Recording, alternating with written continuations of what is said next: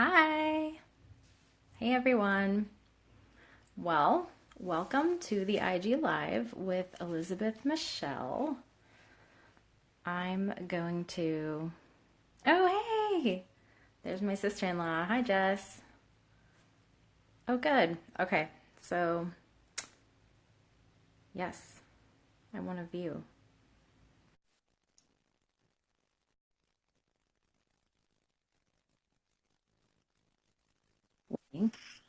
Oh, yay! Hi. Hi! Hello, Hello. everybody! Hey, everyone. Hi, Heather. Um, hey, Anetta. How is everyone? All right, I'm just gonna quickly adjust the angle of my screen here. Okay. Thanks for doing this, Elizabeth. This is really fun. Thanks for having me. Yeah. Okay. Well, to kind of let everybody know what we're doing, if you don't already know yet, my camera is tilted. There we go. Um, so Elizabeth and I have both been reading A Passion for the Impossible by Miriam Rockness. And I think, well, several of you guys out there sort of said, hey, you need to check this girl out, her sketches. And um, I was just really interested in reading the biography. So, hey, everyone. Thanks for coming on. This is fun. So, I don't know, was it back in May? I sent you a little link to her website. Something like that. It was enough time. It was Yeah. it was a good amount of time. Yeah. So you just, I don't know, something about that article resonated with you, and you said, I don't know, you just kind of had a breakthrough moment, I feel like. So do you kind of want to share maybe a little bit about what initially was the hook that kind of caught you to read Yeah. her? Oh, okay. Um, that I was honestly, I was just really feeling like I wanted more in my spiritual life, and not that I um was. I don't think like I was far still doing Bible reading every day and everything, but just the sense that there could be more.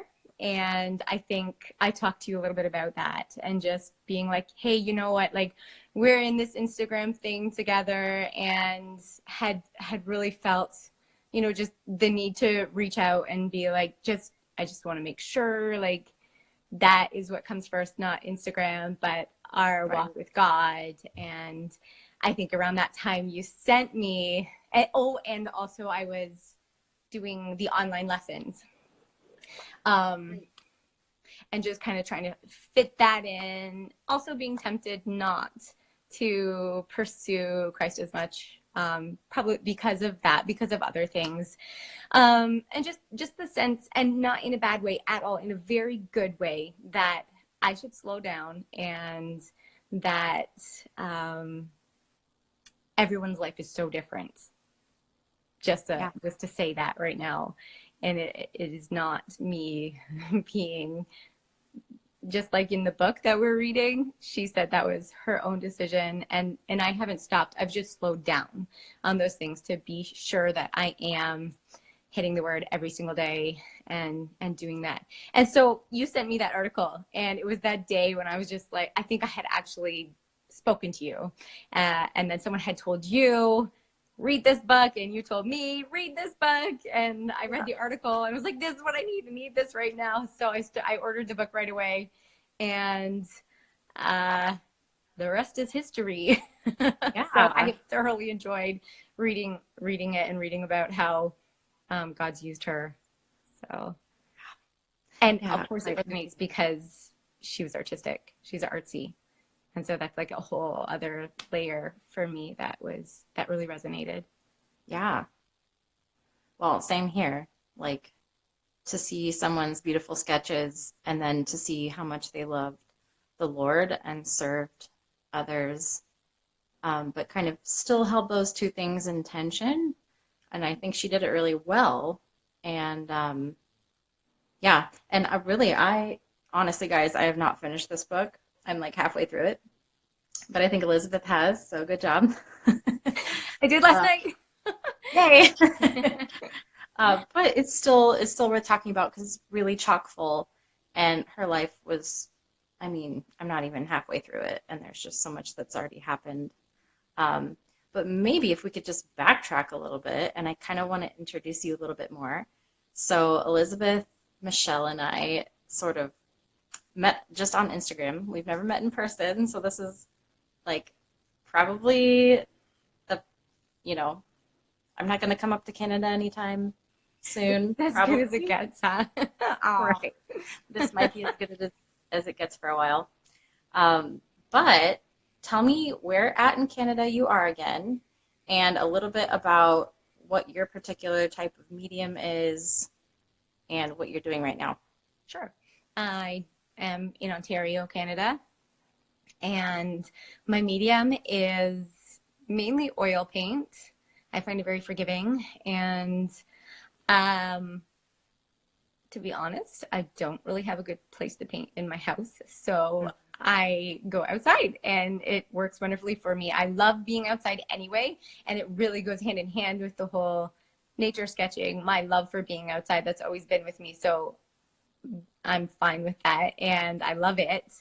And I just recently completed a plein air painting that was about six nights, 6 evenings in the summer. So I would go outside at the same time of night every night and I would paint those. So I did that. It's not a constant. I'm not reliably doing anything at this point.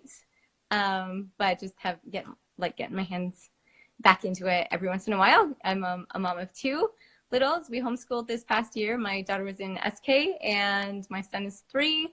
And I'm loving being their mummy right now. But every once in a while, that call comes and I need to answer it for getting the brushes out. So that's what I've been up to.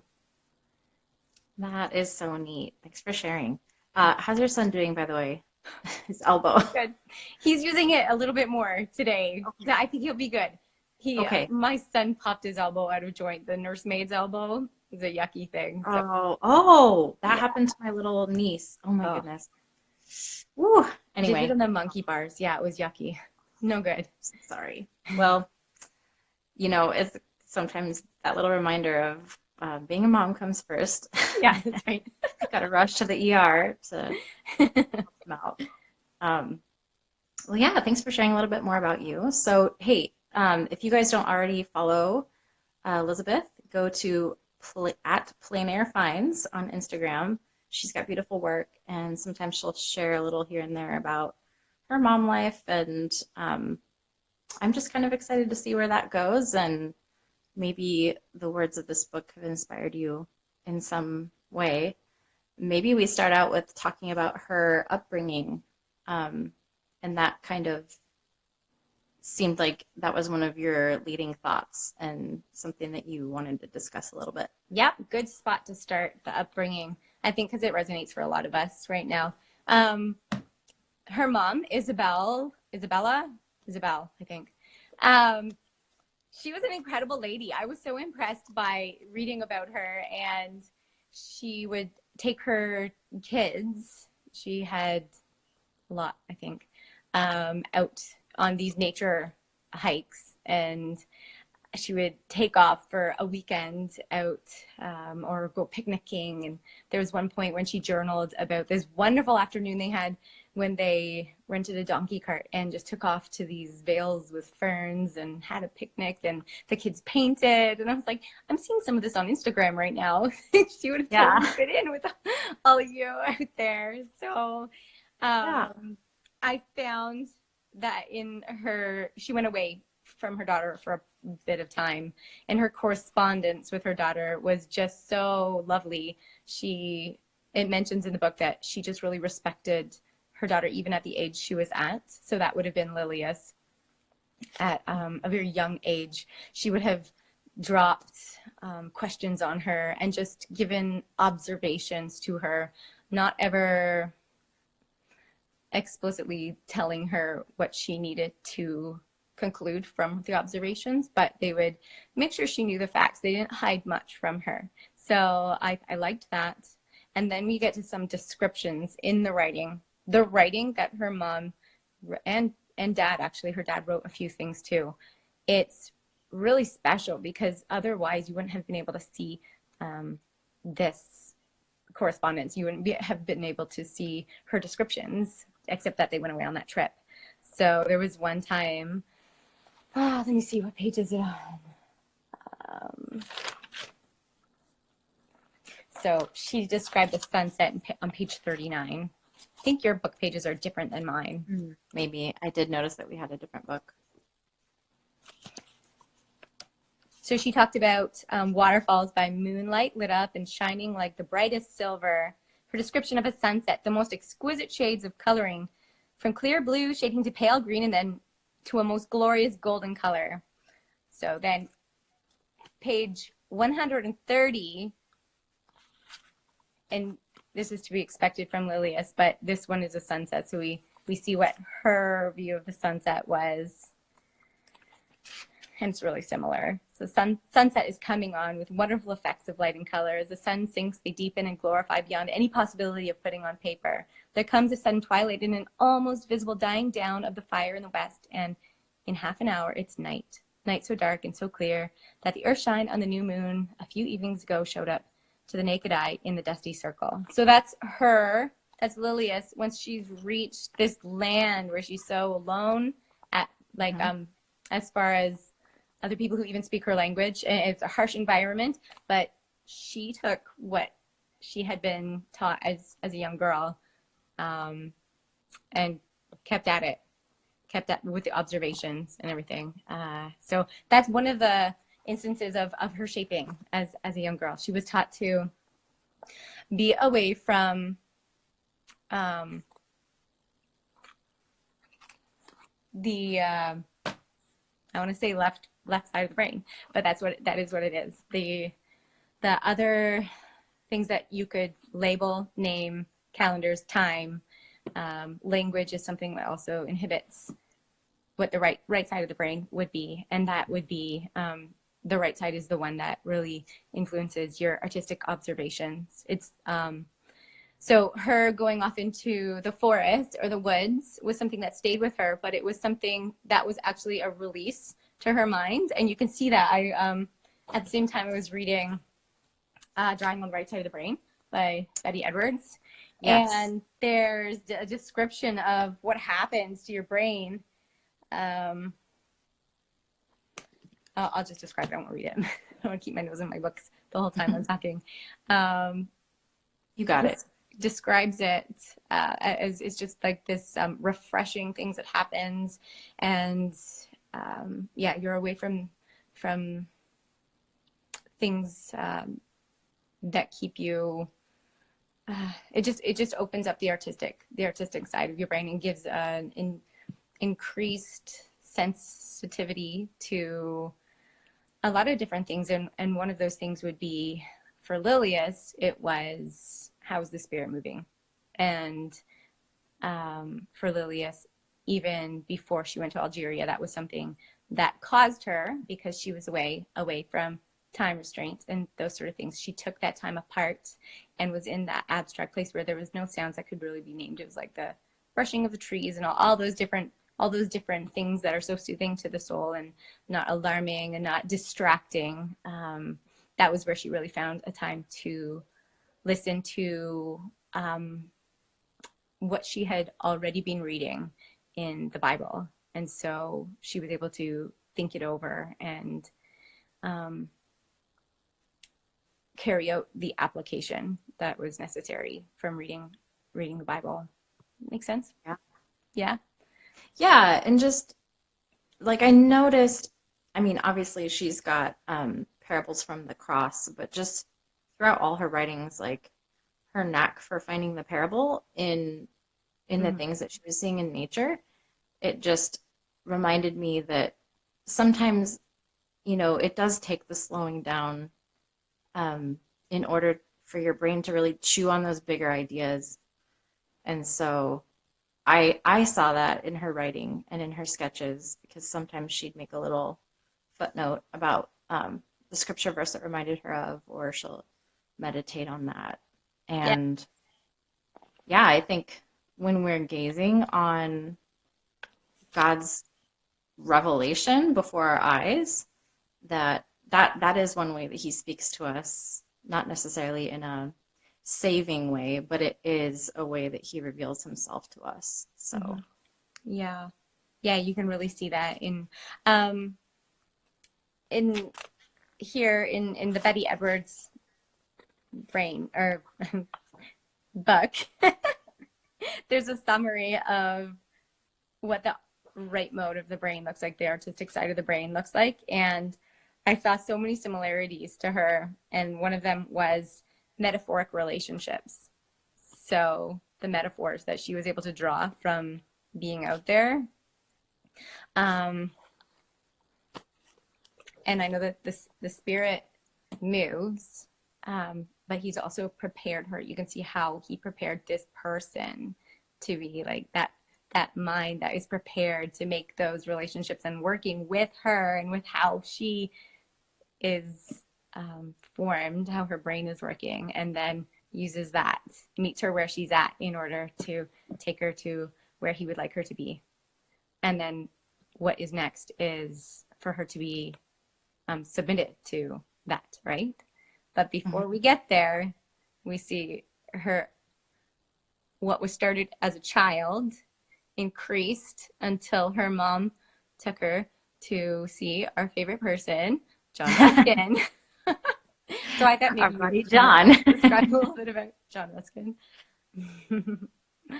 Yeah, so what an incredible opportunity. So for those who are joining now or still in the conversation, Lilius Trotter her mom sent John Ruskin a note asking if he'd look over some of her sketches, and I like to think of him as kind of like a grumpy old man sometimes. And he said that he initially didn't want to look at them. And I think overall, especially at that period in his life, he wasn't really keen to the idea that women could draw, or could be like a draftswoman. And so she obviously really challenged that notion that he held. And then I don't know if it's later in the book, maybe I'll come across it, but they have a little tiff about color. Did the purple one, the purple tiff. The purple thing. Okay, good. I thought that was... And he won. Yeah. Yeah, he wins. Yeah. But I just thought, what a neat opportunity for her to get to... Maybe he really didn't even have to teach her that much. He said that she knew a lot by just practice. And, to a certain degree, I do think that the Lord does give special gifts like that. But, we know from the Betty Edwards book, too, that drawing can be learned. And I think there's a balance of how much you're willing to cultivate that skill, and really how much you want to pursue it, too. So even she sort of wanted the missionary work was what became most important to her. And you have expressed that sentiment too. Just that motherhood is the mission field that's right in front of you and many of you guys' faces right now. That's a providential thing that the Lord has given to us right now. And it's really easy to forget that when we have other things going on that are not necessarily bad. But when things get out of balance, it's really shows us our hearts. Yeah. And it's definitely possible to do more than one thing. I want to say that to somebody, and a lot of people need to be that way as well.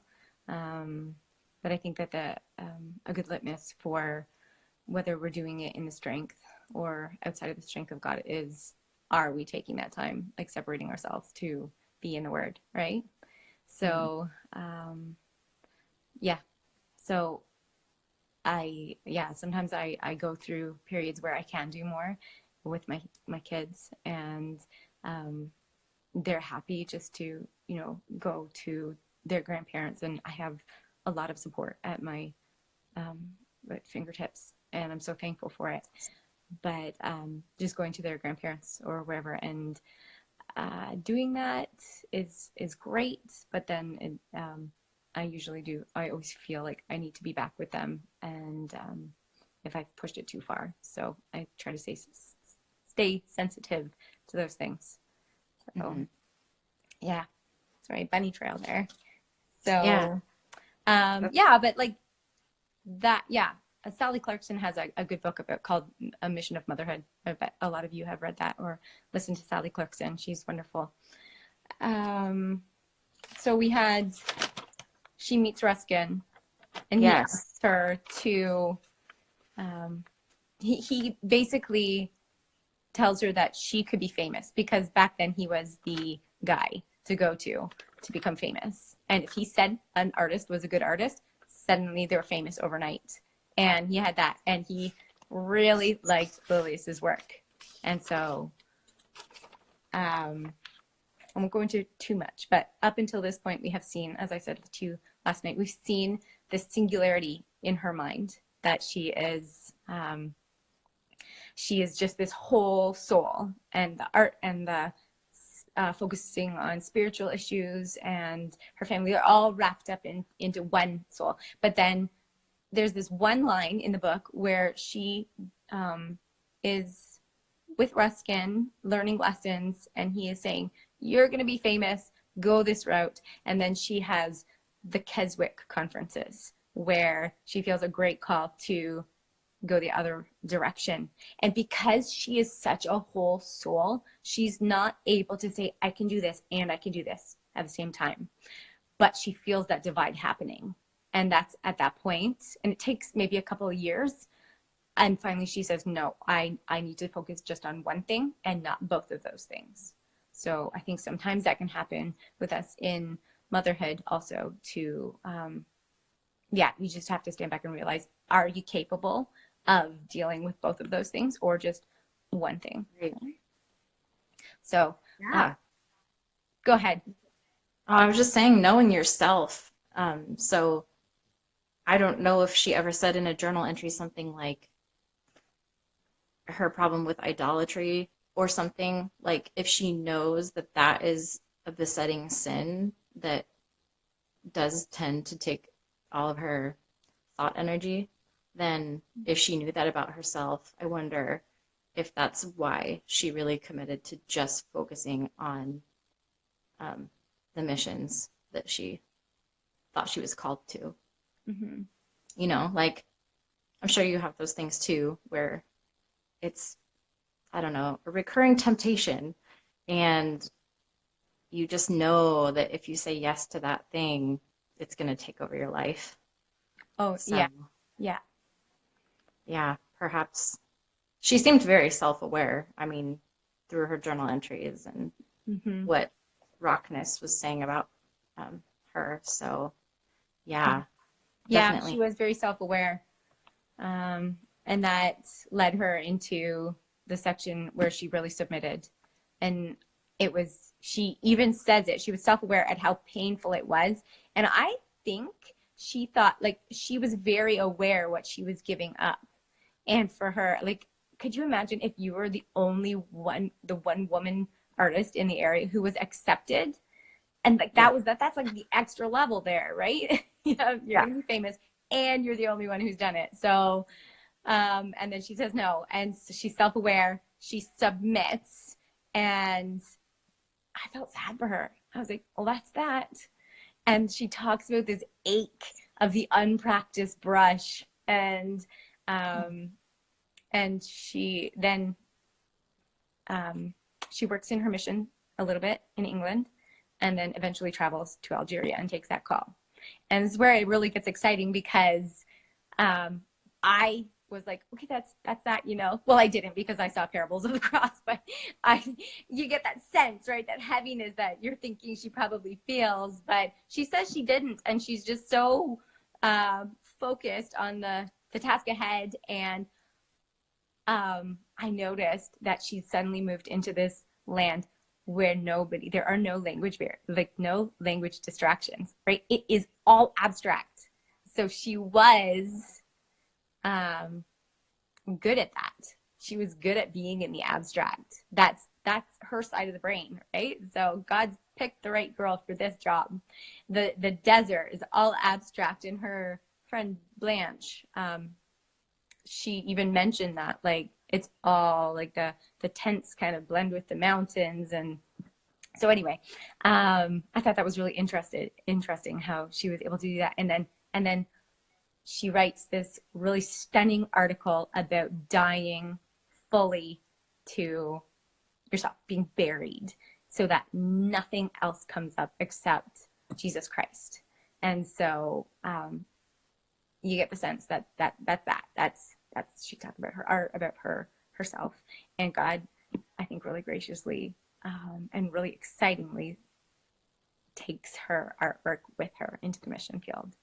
So she slowly begins to paint articles. So at first, she is corresponding still with Ruskin as a friend, but nothing more. It's friendship. It's not fame. It's, here's my studies of what I've seen. This is what I'm seeing. It's basically like sending a photograph. And she goes back to visit a few times. And then Ruskin dies. And so then that's the door closed on that life, right? There's no going back there. And then God opens these doors. So it's like fully buried. And God opens these doors, and suddenly she's illustrating for kids. She's illustrating the tracts. She's writing parables of the cross. I think that her sensitivity to nature observation was heightened drastically. And you can see that in her articles. And the spiritual and the nature observations and the art suddenly come back together again, when before they were going separate, right? So I'm so excited when after I read the whole thing, because there was a lot of sections in between where it's just like, this is what we did on this day. And it's a little bit slow in a sense where you're just like, can we just kind of get somewhere? But then when I went back and looked at the book, and it's faster flipping through like this, and I started seeing these things that God was allowing her to do and still using that, her artwork, I thought that was so cool. And obviously, I don't know if any of you have read this. This is Called to Create. It's really cool. It's a book. You mentioned that. Yeah. Who's You should the read author? it. You'd like it. Okay. But, who's the author? Jordan Rayner. Jordan Rayner. There you go. Called to Create, all of you guys. Yeah. Hi, Courtney. Liked it. So it just basically talks about how Christ is a creator, right? And so then she had this verse in. Am I going on too much? Did I skip anything? Do you need me to slow down? Rein me in. We wanted to talk about her submission to Christ, and then you made you mentioned the burial metaphor. But yeah, maybe if we could talk a little bit about how, like her art became a means to which to serve the children or whoever was getting those tracts. And so, I mean, she creatively used that for her own goals and what she thought was the most important thing. So definitely her gift or the skills she had cultivated did not go to waste at all. But God is really good at using what he's given us for his glory. So yes, that was very cool. Very cool. And also it says in this book about the things that helped her survive in Algeria. And it mentions that art was one of the things that actually helped her survive.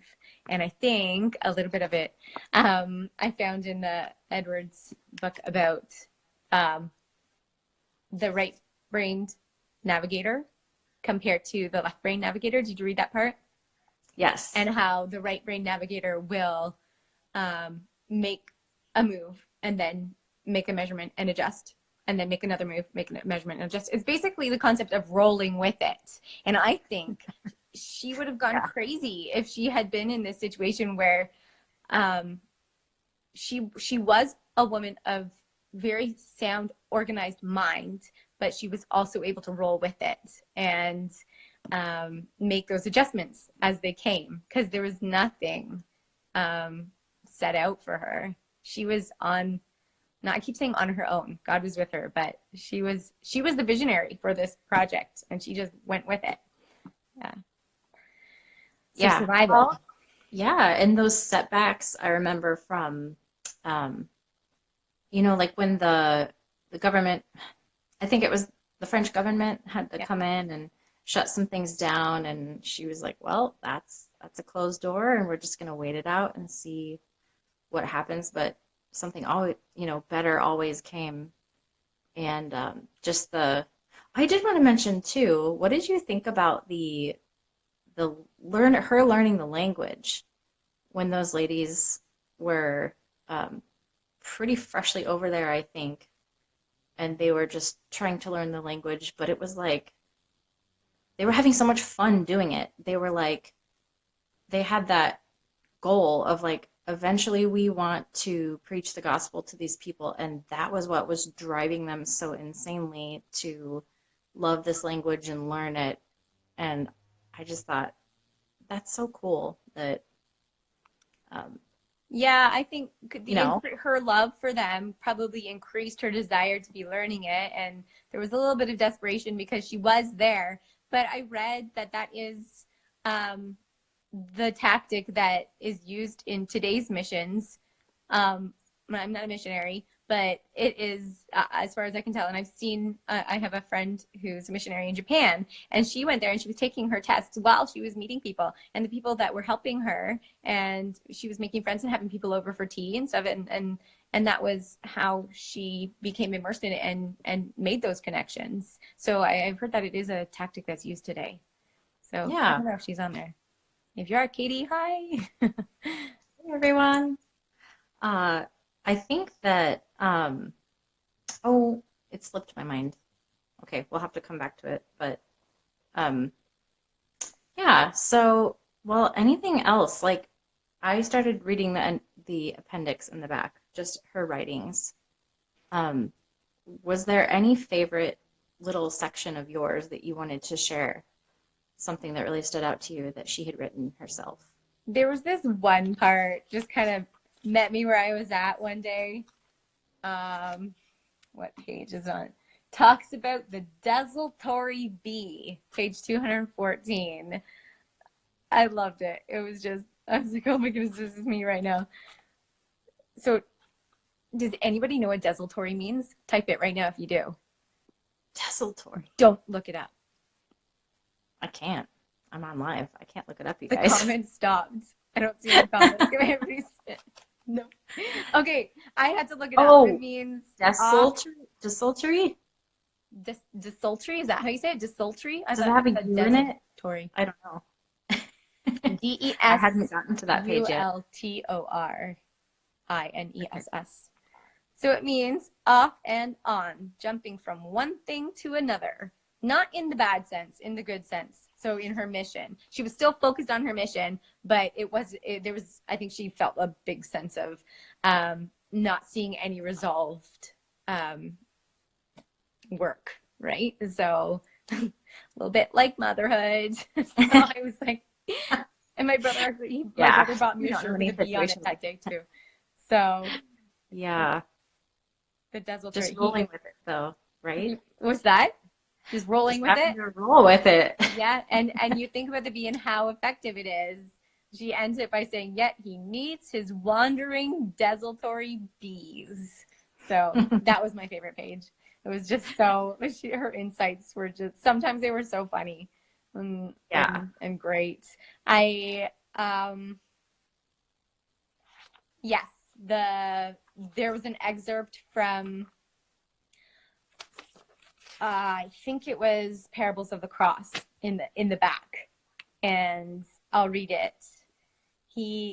And this goes along with the second point that I was talking about a creative being submitted to the creator. And that goes along with Jordan Rayner's book a lot. You would notice that theme in there.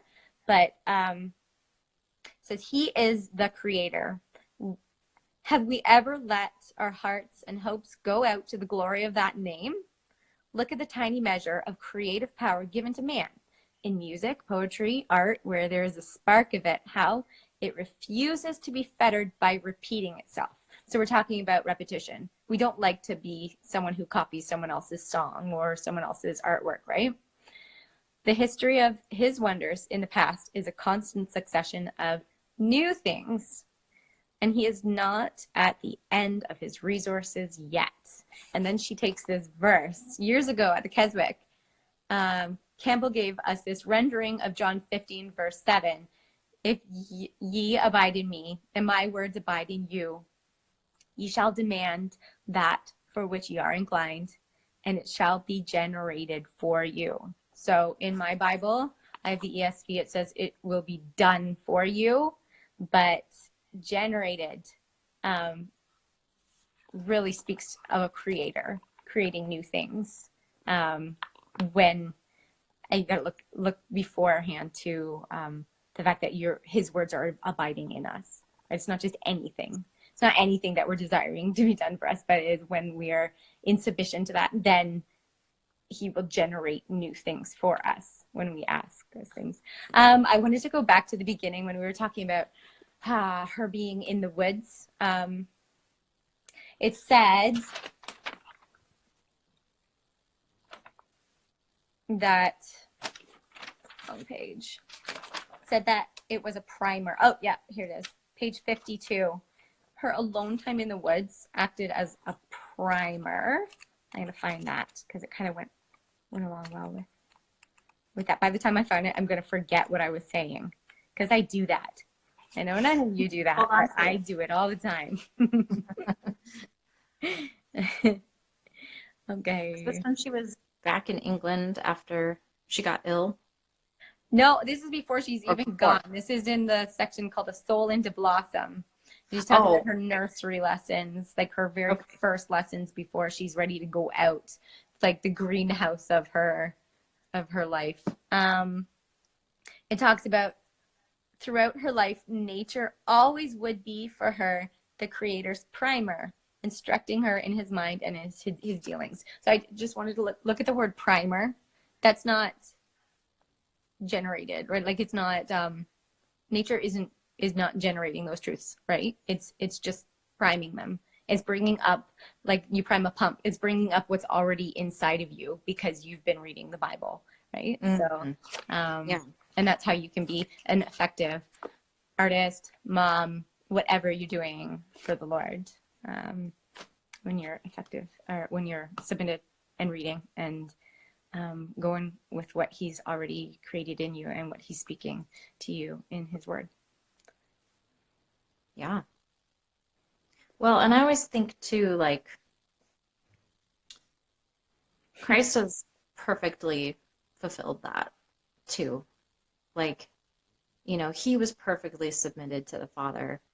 And so oftentimes I have to remember that, you know, because I'm confronted with my inability to do that fully. And so I have to remember that, yeah, Christ, he taught his disciples perfectly. So in those days when I'm like, homeschooling isn't going well, no one's listening to me, I feel like a failure, I've been reminded that Christ has already perfectly taught each one of his children. And like, I have that righteousness now because he gave it to me. And it's so humbling. And I think she understood that too. But I didn't necessarily see her like trying to work for her salvation. She just, what she was doing was the outflow of her security and unity with Christ. Yeah, I think she even talks about in there that it just like came to her in waves, Like when the Spirit would move and she was being convicted or anything like that, it wasn't like she was like, oh, I really need to be doing this. No, I just came to her and it was like, yeah, it was a very simple and obvious outflowing of her time with God. Yeah. Mm-hmm. Yeah. Well, Hard to wrap this up. what's that? It's hard to wrap this up. I know. I think I wrote down the note wrap up, but then ... I feel like But I kind of have. I think so. I mean, just it all comes back down to God, and like he is the creator. He is the whole reason why we exist and what our aim is and what our purpose is. So, hi, Anetta. And then maybe, I don't know if anyone still is hanging around, think about if you want to get inspired by this book or any of her writings, Lilias Trotter. And did Miriam Rockness write 2 things on her? I didn't see. Remember. No. Okay. I know what my next book is going to be, though. What are you going to do next? Parables of the Cross. Okay. It's on my wish list. That's kind of where I was leaning Yeah. towards. As soon as I read that last part in the appendix, that's it. I'm buying that thing. Oh, yeah, for sure. Well, this was a fun chat. Thank you for coming on here and for agreeing to read this alongside me and talk about it. I've enjoyed it so much, and I'm so glad we did it. Yeah, Good. and thank you Me to too. everybody who came on. It's been good. What's I've that? been reading your comments. I just haven't been saying anything. I was just talking to the people who came on to. Oh, yeah. I know. I'm going to have to scroll through and Yes. we're just kind of wrapping up here, guys. But you know what? I'm going to try to put my volume back up. Your volume just got really low, so I don't know what happened, but Okay. I can hear you. Maybe my phone a little bit. But maybe just as we wrap up, everybody go over to the handle. Oh, I've been putting it in my posts. What is it? Many Beautiful Things movie? Is that the name of it? I can't remember. I'm gonna like Many Beautiful Things. Yeah. So there's a movie. I haven't watched the phone. movie. I kind of don't want to watch the movie. No offense. But, you know, I think reading the words of the person is better. But I don't know. I could change my mind. But they've got that account has tons of her sketches on it. So if you ever just want to scroll through, and I guess next time we're going to be reading Parables of the Cross. So let me know if you guys are planning on reading that one. And okay, well, I'll chat with you later, Elizabeth. Okay, thanks. Have a good night, everybody. All right. Bye, everyone. Bye.